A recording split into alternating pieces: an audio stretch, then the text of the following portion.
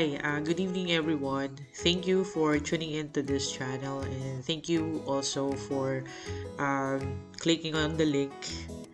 I hope that I would be able to give you some insights sa topic na ito ngayon, especially for those who are still thinking on um, or planning to take for NCLEX exams.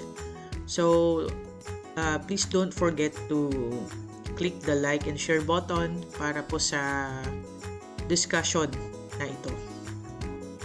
So without further ado, let me just discuss to you how to apply for NCLEX RN exams. This is just an easy steps, right? So, but before that, we have to answer few questions. Let me just show to you my presentation here. Alright, how to apply for NCLEX RN exams, easy steps.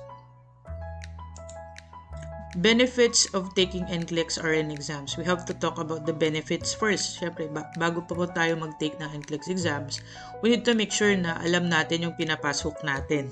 Right? That we are convinced that we will be able to get a profit out of the investment na i-google natin sa pag-take ng NCLEX RN exams. Because taking an NCLEX RN exams is not just investing money, but also investing efforts, investing time. So what are the benefits? Let me discuss to you only 3 that I have here based on my experience. Number 1, this could be your ticket to better opportunity to become a nurse in the USA. Hindi lingid sa ating kaalaman that we or most of the nurses in the Philippines are aspiring to be a nurse in the USA because you have the benefits of getting a higher salary, a better opportunity, not only for you but also for your family, and a possibility of getting a citizenship. Once you are citizen in the US, meaning nagpalit na yung passport mo, hindi na Philippines yung passport mo, you'll be able to travel in and out of the US, and you will be able also to be recognized by the US government themselves as citizens. Ibig sabihin, pwede mong makuha yung mga benefits na nakukuha ng mga nakatira na talaga doon sa US. And for the nurses itself, we are one of the professions na kinakailangan ng bansa nila. So, most often than not, we get an immigrant visa compared to other professions na work visa lang, mostly sa kanila. Pag immigrant visa, you will be able to get a chance to get citizenship. And, ayun na nga, better opportunity than working visa. Next, it exempts you also with prometrics exams in the Middle East. This is something that I don't know before.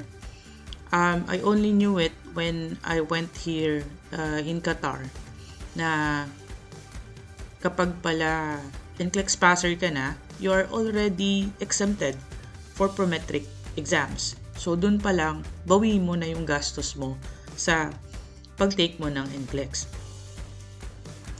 And number 3, it provides higher salary if you want to work as a nurse in the Philippines through BPO or business process outsourcing. So, ang business process outsourcing, ito yung tinatawag nilang call center. So, in the Philippines, we have a large group of companies there who are accommodating nurses who are licensed sa US to be a case manager, to be an insurance service provider, and a lot more things na pwede mong makuhang job habang nasa Pilipinas ka. And if I'm not mistaken, they are actually getting a salary between 50,000 to 100,000 a month for experienced nurses in the BPO industry. That is those options, diba? Dun pa lang sa 3 na benefits na ito, bawing-bawi ka na. Pag meron kang NCLEX, pag ikaw ay license or passer na NCLEX RN. So next, punta naman tayo sa gastos. How much would it cost me if I'll take for NCLEX? Ito parati ang lating tinatanong, kaya hesitant po ang mga nurses dyan sa Pilipinas to take NCLEX. How much would it cost me? Is it worth an investment? We'll see. So, the calculation that I will be sharing to you is based on the application through New York State Board of Nursing. Actually, you are blessed at the moment kasi online na yung processing, unlike before that we have to send it manually to the CGFNS themselves and New York State Board. If I'm not mistaken, later year of 2017, they have started the online application on which direct na yung pag-verify ng mga documents mo sa New York State Board at kahit hindi mo na i-throw sa CGFNS. So, the cost is this. Sa Form 1, the cost is $143 or 7,150 pesos. This is for converted into peso. Tinimes ko siya sa 50. So, ito yung output. So, Form 2 naman, estimated cost would be 3,000 to 5,000. This Form 2 is actually your school form na dapat mong asikasuhin or ipaasikaso sa Pilipinas. It's gonna cost between 3,000 to 5,000. Depende sa school nyo o pangangailangan ng eskwelahan nyo kung magkano yung TOR mo, and also the cost of sending the money to the United States. And Form 3F is the estimated cost naman. This is to validate your credential in PRC, which costs between 3,000 to 5,000 pesos. Depende sa courier. So it's either FedEx or DHL. Mostly FedEx at DHL yung nandiyan sa PRC Manila. And then Pearson VUE, which cost $200 or 10,000 pesos pag i-times mo siya sa 50. Hotel or travel expenses to testing center, between 5,000 to 10,000 pesos, depende kung saan kayo nakatira. Mostly, syempre pag sa Philippines ka, you will ought to book for an examination in Pearson VUE, which roughly would cost you at around that much. So, grand total cost would be 18,150 pesos to 28,150 pesos. So, is that bad at all? Sorry. Wait an hour. So, it's good enough, right? So, pumunta tayo dito sa pag-apply mo ng NCLEX application. This is the webpage of NCLEX New York State Board of Nursing. In order to give you a better view, let me just open my Google Chrome. Okay. Dito sa New York State Board, NYSED, type mo lang NYSED. Then you could just have to click on licensing. It will bring you here. And then in licensing, ano ba yan? Licensing, ayun. Let me just minimize so you will be able to see my face also while I'm discussing this one. Bayan. Sorry. Okay. Nursing. There. Okay, you have to click on nursing. And then click this application forms RN and LPN. I'll show the link below pag na-upload ko na po itong video na to. Nasa YouTube, link below. So, ito yung sinasabi kong Form 1. Yeah. Ito din po yung sa Form 2F. Dito yung Form 2F. Certification of Foreign Nursing Education. Ito din po yung Form 3F. Verification of Foreign Professional Licensure Certification. Ito yung sinesend mo sa PRC. But before that, you also have to comply the child abuse certification at saka infection control certification. I'm gonna show you that later. Alright? So, let me first show you what are the steps that I need to do. So first, I would suggest that you have to complete the mandatory child abuse and infection control. So, saan ko to makikita dito sa page na to? Let me just... On this one, we have this... let me just check for the professional sites. Hanapin natin I have actually the link.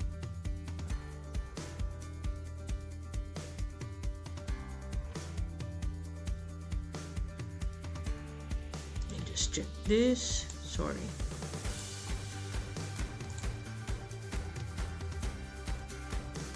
Ang dami-dami niya kasing sinasabi dito, kaya na-overwhelm tayo.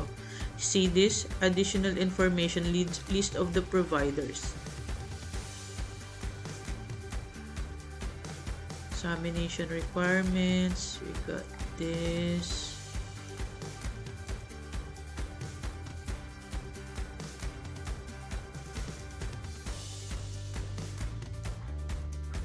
Okay, so this is the list of providers for infection control. Actually, madami sila. Madaming providers to determine the this one. Dentists, nurses, must complete coursework for training appropriate their practice regarding infection control. So, send ko na lang po yung list below for the list of providers. Okay, dito yung mga link ng list of providers. But I have one particular provider dito na yun ang ginagamit ko. I'm gonna show it below.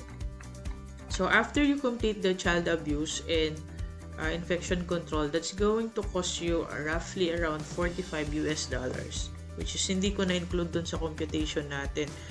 So, 45 times 50, that's 2,250 pesos. So, yung computation natin kanina, nasa 18,150 plus 2,250, roughly nasa 20 to 30,000 yung magagastos mo all in all, kasama na yung hotel and travel expenses mo to Pearson VUE if you are to take your exams in Pearson VUE in Manila. Alright, so balik tayo dito. So pag natapos mo na for example yung infection control at saka yung child abuse, you will get an electronic certificate. So that electronic certificate, you will have to attach it in Form 1. This one. It's a Form 1. But before that, after doing the infection control and performing the infection control and child abuse, pag natapos mo na yon, I would suggest you to begin filling up this Form 2F. This is the Certification of Foreign Nursing Education. So, it's very simple. You just have to read the instructions carefully. You have to write in, registered nurse, social security number, of course, hindi yan applicable sa atin. Just put the date of birth, your last name, first name, middle name, mailing address, kung prefer mo sa Philippines, or if you are in the Middle East, it's up to you.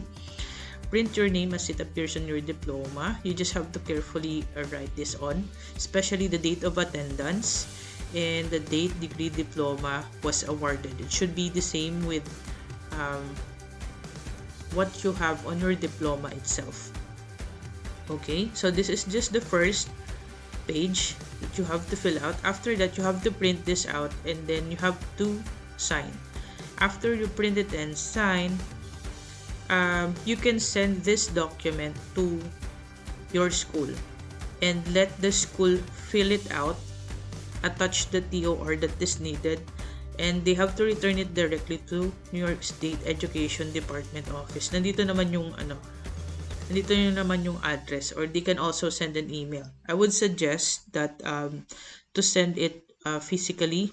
I mean, they have to send it through courier, especially siguro kapag wala namang specific domain yung school nyo. Say for instance, they are just using a Gmail account, a Yahoo account, there's a big possibility that the NY said might thought that ginawa mo lang yung address na yun, email address na yun. So it's better if you send it physically kapag walang sariling domain yung school nyo. Say for instance, you graduated in De La Salle or you graduated in Ateneo. If there's an ateneo.com doon sa email ng school, pwede siguro nilang i-send it directly through email. Those are just my suggestion. So after you created this form 2, this is just the verification of your school na graduate talaga kayo ng BSN. After form 2, okay, let's leave. After sa form 2F, we have to move form 3F now. So sa form 3F, same as true, you just have to fill this out properly. Okay, the first page lang po i-fill out nyo. After filling out, you have to print it and sign, and then send this to PRC. The PRC will be the one who will fill this out. After they fill that out, they will attach the documentations that they need, and then they will send it to New York State Board. Same po na nakalagay dito, directly to New York State Department, which is this is the address that they have. Okay, so once that is sent already, so tapos na infection control mo, tapos na yung child abuse na form na fill up mo na yung nurse form 2F, nurse form 3F. Now we are now ready to fill out form 1. Form 1. So dito sa form 1, you have to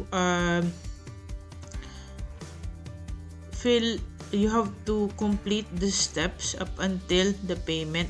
Ang payment is 143 if I'm not mistaken.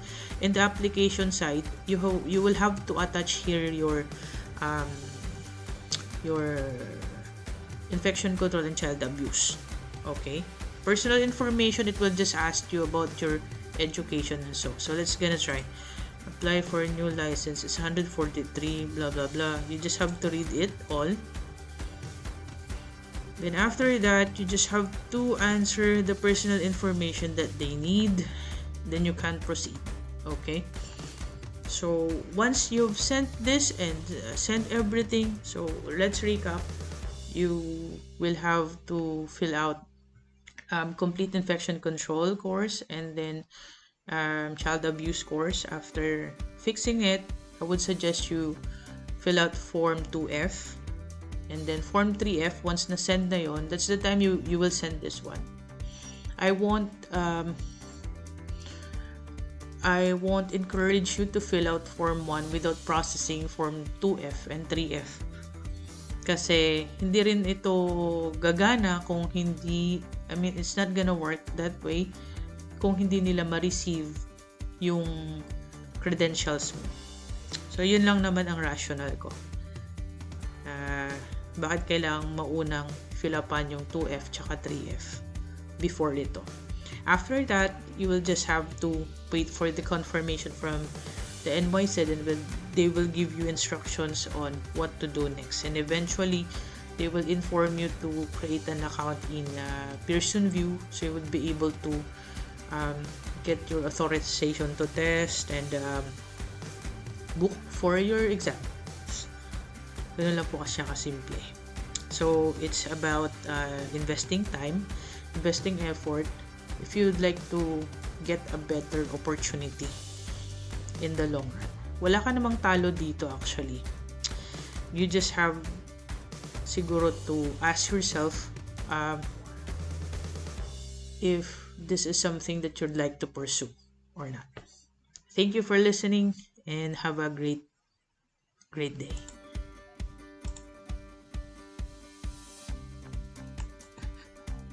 Don't forget to like and subscribe pala, and for other nursing topics or NCLEX topics that you would like to discuss, me to discuss, just write on the comment box below para po ma-discuss po natin at ma-share ko po sa inyo yung mga naging experience ko. And if you have any doubts, just ask questions and I'm willing and happy to share it to you. Have a good day.